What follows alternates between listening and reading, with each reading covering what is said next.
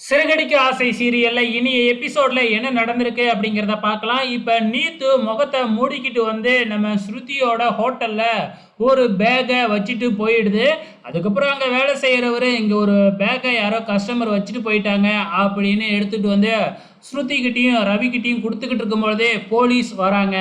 Police எதுக்காக வராங்க அப்படின்னு பார்த்தீங்கன்னா, இந்த ஹோட்டல்ல லைசென்ஸே இல்லாம லிக்கர் அதாவது சரக்கு சப்ளை பண்றதா எங்களுக்கு கம்ப்ளைண்ட் வந்திருக்கு அப்படின்னு வராங்க. முன்னாடியே அந்த பேக் வேறையா இருக்கு இல்லையா? அந்த பேக்க தொறந்து பார்க்கும்பொழுது அது ஃபுல்லா வெறும் சரக்கு பாட்டிலா இருக்கு. அதுக்கப்புறம் என்ன உங்க 2 பேத்தையும் நான் அரெஸ்ட் பண்றேன் அப்படின்னு இன்ஸ்பெக்டர் சொல்ல, இது எங்களோட பேக்கே இல்ல. எனக்கு தெரிஞ்சு அந்த நீத்து தான் வந்து இதெல்லாம் வச்சிருக்கணும்.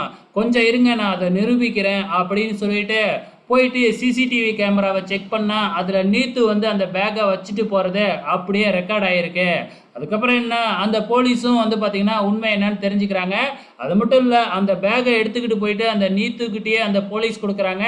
ஸோ அந்த நீத்துவோட ஆள் தானாட்டுக்கு அந்த போலீஸ் எல்லாமே நினச்சது நடக்கலை. இதுக்கப்புறம் என்ன செய்ய முடியும், ஏன்னா அவங்க தான் சாட்சியோட வீடியோ ஆதாரத்தோட வச்சுருக்காங்க இல்லையா, அதனால எங்களால் எதுவும் பண்ண முடியாது அப்படின்னு சொல்லிட்டு போலீஸ் அங்கேருந்து கிளம்பி போயிடுறாங்க.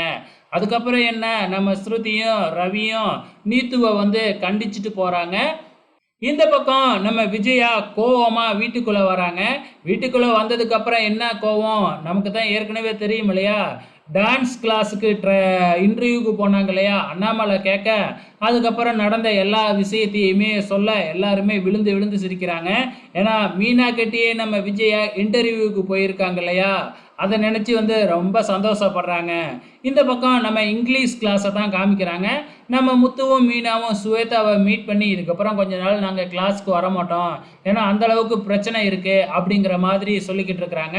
அப்போ ஒருத்தர் வந்து பார்த்தீங்கன்னா நம்ம முத்துக்கிட்ட என்னைய கொண்டு போய் வீட்டில் விட முடியுமா அப்படின்னு கேட்குறப்ப சரிங்க சார் அப்படின்னு சொல்லி அழைச்சிக்கிட்டு போகிறாப்புல.